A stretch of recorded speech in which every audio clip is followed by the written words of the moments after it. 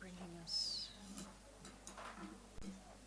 Why don't we put it on for the Q&A? Yeah, we will. I just thought Yeah. they were bringing us more. So, and then should we, all set? Should we get started?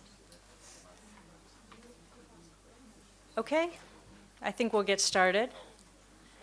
Good afternoon. Thanks very much for being here. We're pleased to be with you at the Crisis Media Center and appreciate you showing up. My name is Laura Jewett, and I'm the Regional Director for Eurasia at the National Democratic Institute, which is headquartered in Washington, D.C. Today, NDI is releasing a report that is assessing the pre-election environment in advance of the May 25th election here in Ukraine. The delegation's purpose was to accurately and impartially assess electoral preparations in advance of the May 25th presidential, parliamentary, and local elections, although our particular focus was on the presidential election, to review the broader political environment, to examine factors that could impact the integrity of the electoral process, and to offer recommendations to support increased dialogue and consensus building toward peaceful, credible elections and public confidence in the process. We'll have an opportunity for questions and answers after a few opening remarks. I would like to introduce the leaders of NDI's pre-election assessment mission, who will also be speaking today. They are Lloyd Axworthy, former Foreign Minister of Canada and currently President of the University of Winnipeg, and Ted Kaufman, former United States Senator from Delaware. The delegation also included a number of people who are here in the chairs among you, including Matthias Jorsi, a former Hungarian Member of Parliament, Andrew Bruce, Executive Director of the London-based Electoral Reform International Services, Nadia Duke, Vice President for Programs at the National Endowment for Democracy, Bill Ballon, Vice President at the University of Winnipeg, and Catherine Cecil, Director of NDI's Ukraine office here in Kyiv. First, a bit about NDI. NDI is a nonprofit, nonpartisan organization working to support and strengthen democratic institutions worldwide through citizen participation, openness, and accountability in government. We wish to express our appreciation to the United States Agency for International Development, which has funded the work of this delegation. NDI has worked in Ukraine for 22 years, supporting democratic participation in politics. We have been involved in international election observation, as well as supporting nonpartisan citizen monitoring since first opening our office in 1992. NDI will have a high-profile international observation mission at the May 25th elections. NDI's pre-election assessment mission has been in Ukraine since April 7th, meeting with candidates, parties, and campaigns, government officials,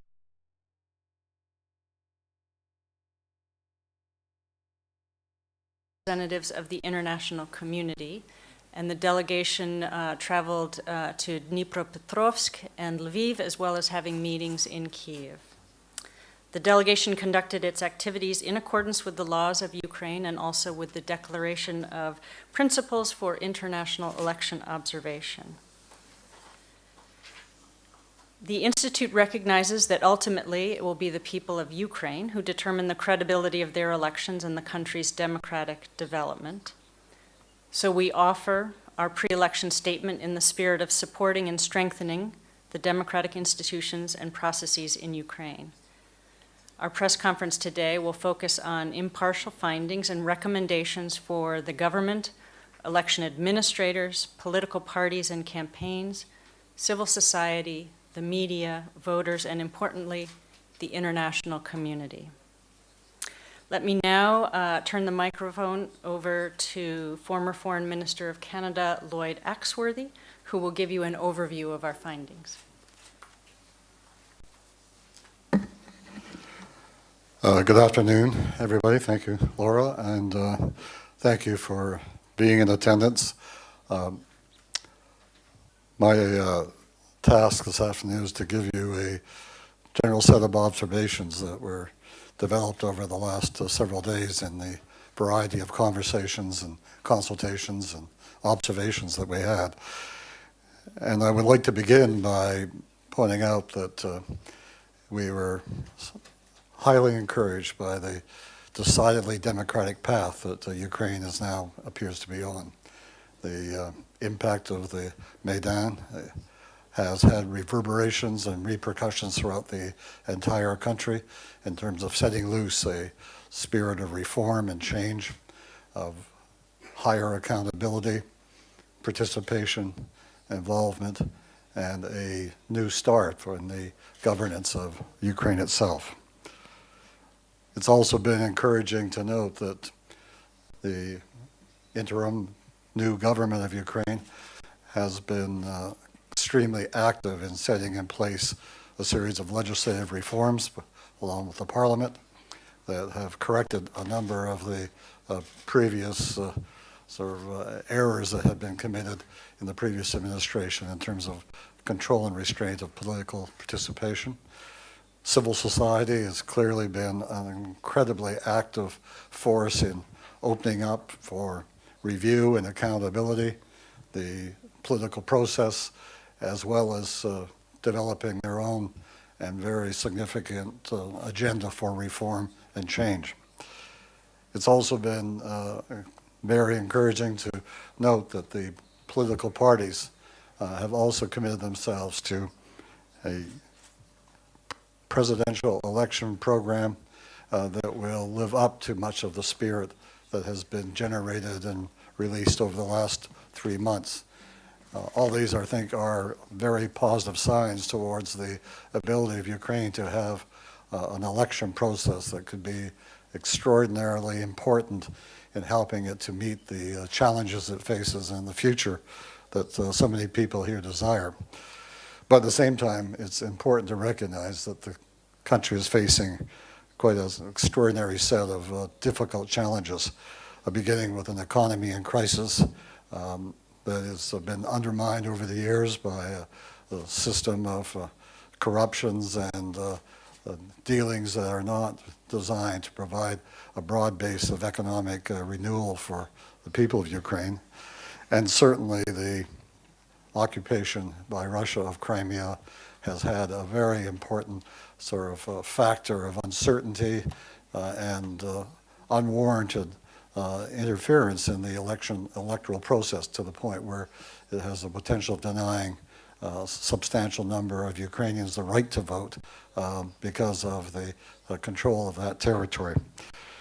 We also need to recognize that the border issues, the amassing of troops on the border, helps create, again, an environment of uncertainty and in many cases one of threat and intimidation. The propaganda attacks that are being leveled against the new government and against the ability of the institutions of Ukraine to establish itself as an independent political force are also ones that need to be properly met. And one of the ways of doing that is for the government to receive a new public mandate to enable it to provide the strength that a stable, sustainable government can provide. We certainly see that the legal administrative capacities and political will is in place for a well-conducted election, but morally required to meet the needs of Ukraine. One of the key questions my colleague will address is the enfranchisement of Ukrainians living in the Crimean area. There has to be a substantial investment in electoral security so that voters will know that their pathway to the polls will be one of safety and non-interference. There needs to be a constructive campaigning around the issues that are very much central to the future of Ukraine. And I think there has to be a proper conversation, discussion, dialogue over the longer-term reforms related to the women's participation in the electoral process, party financing, role of media, and other areas that all contribute to a more democratic society. At the same time, it is very incumbent upon all members of the international community to devote them full effort and their engagement in supporting the democratic aspirations of Ukrainians, and to, without any ambiguity, reject external efforts to delegitimize the process, to interfere in the process, to undermine the process through the May elections and well beyond. And part of that commitment, I think, must be tangible and real in the form of resources and support from the international community to enable Ukraine to carry out a successful and democratic administration of the elections, which will be such a crossroads in the future of this country. Thank you. And now, Thank you, Dr. Axworthy. And now we'll ask Senator Kaufman to speak in a little bit more depth about some of the recommendations of the delegation. Great. Thank you, Laura. Here are our recommendations. Recommendation number 1. It is widely understood that ensuring the enfranchisement of most Crimeans will be impossible given the Russian occupation on the peninsula. However, the aim should be to provide for maximum feasible participation. Therefore, the voting procedures for Crimea should be clarified as quickly as possible. Finally, the CEC and NGOs should conduct an information campaign to educate Crimean voters, especially those who've been displaced to other parts of the Ukraine, about their registration and voting options. Recommendation number 2, electoral security. Beyond the Crimea, the security threats posed by Russian troops on Ukraine's eastern border and by armed groups inside Ukraine are significant. All Ukrainians should feel confident of their safety when participating in the election, whether as candidates, activists, election administrators, journalists, observers, or voters. Therefore, it is important to have an effective electoral security plan. Law enforcement personnel should be trained in electoral security best practices and deployed to high-risk areas to deter or quickly de-escalate disruptions to build confidence. The roles and responsibilities of these authorities should be clearly defined and communicated so that their presence does not, in itself, interfere with electoral processes and generate unnecessary anxiety among voters. Government officials at all levels, election administrators, parties, NGOs, and law enforcement services should consider convening dialogue forums to share information, address concerns as they arise, and to generally build confidence. The government should consider forming one or more temporary working groups of relevant government agencies, parties, NGOs, and/or other stakeholders, including possibly an international contact group, as mechanisms for election coordination and rapid responses to disruptions or incidents of violence. Recommendation number 3, issue-based campaigns. The delegation heard over and over again that Ukrainian voters expect candidates to embrace new ways of conducting politics. Parties should engage the public through electoral appeals based on issues important to the citizens and avoid unnecessarily exacerbating regional divisions in the country. Parties should seek out opportunities to participate in debates and dialogue focused on policy issues. Campaigns should consider developing and agreeing to a shared code of conduct which outlines acceptable campaign practices and using the code to enforce compliance by party activists. Recommendation number 4, financing. The delegation heard from many sources, including parties, NGOs, government officials, and election administrators, practically everybody, that the lack of transparency and regulation of campaign and party financing inhibits the emergence of new parties, penalizes serious but unsuccessful candidates, distorts electoral and political outcomes, and divorces parties and elected officials from the citizens they are meant to represent. Our recommendation is that campaigns should voluntarily and immediately disclose in their websites the sources and amounts of their donations and their expenditures. The delegation report includes other recommendations that could not feasibly be implemented prior to May 25th, but which should be considered before any future elections. Thank you. Thank you, Senator Kaufman. And now we'd be happy to take any questions. Колеги, в когось є питання? And you might need to give us a minute if the question will be in Ukrainian.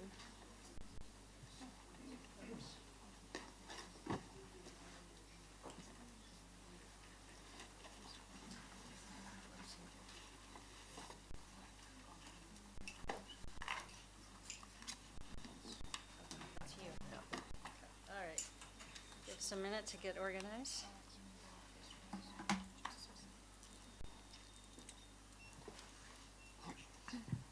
Okay. Олена Мацюцька, 1+1 ТСН Українське телебачення. У мене запитання до того, хто хотів би відповісти на нього. В контексті тих небезпек, про які вже говорили представники делегації, що для вас, як для аналітиків, може стати отим сигналом про те, що вибори в Україні можуть бути зірвані або не відбудуться? Тобто, яка ця точка неповернення для вас? Що може статися, аби вважати, що вибори під великою загрозою?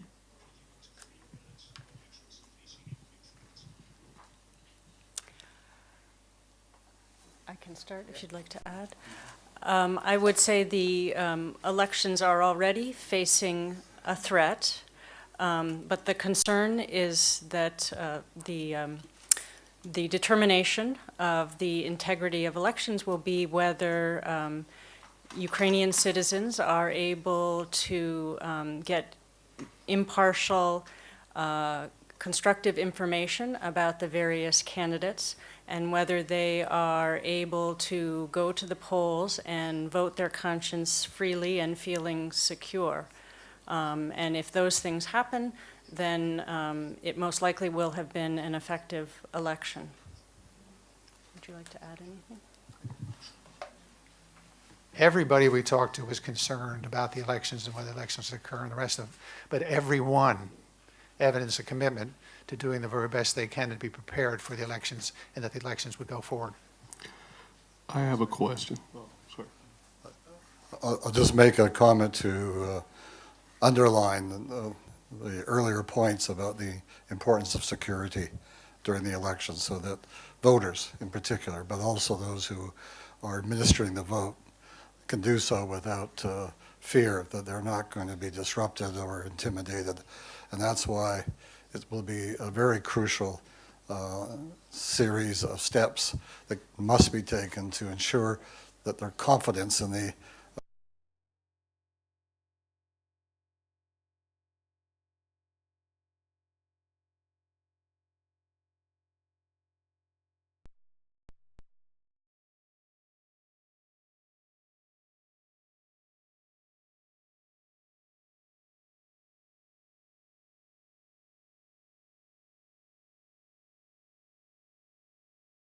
pathway to the ballot box will be not restricted, restrained, or blockaded in any way.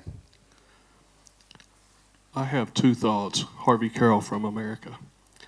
First of all, I was thinking that Senator Kaufman's work on the Voice Act may be more effective in setting up regional communication points where candidates can go travel with security, present their policy positions over a 6 or 8 month period versus a short snap 2-month election period, because Yanukovych is no longer a snap candidate option. You know, he lost his viability to run as president. Therefore, a 6-month window or something like that would give candidates a much better option to present their positions with the Ukrainian people. Now, as a trial run, you could do local elections in May, local, possibly some regional elections, and this would give you the ability to organize your teams and establish good groundwork to really be able to conduct a presidential election in the future. I would suggest, your opinions on that. Senator Kaufman, you wrote the Voice Act. Yeah, I think the Voice Act down the road could be something that could help in the Ukraine, the kind of thought behind giving people freedom through the internet and more freedom through the internet. But I think what's really key here, after talking to the people, not what I think, but talking to the folks here in Ukraine, it's essential that we move ahead on May 25th. The country is faced with massive problems caused by the last 20 years.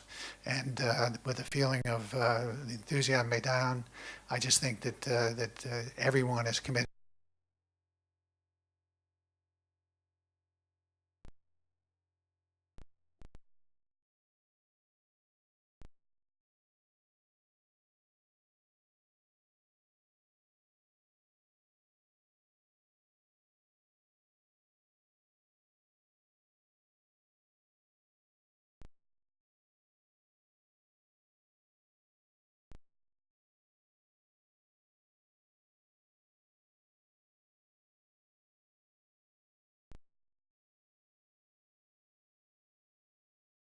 Thank you.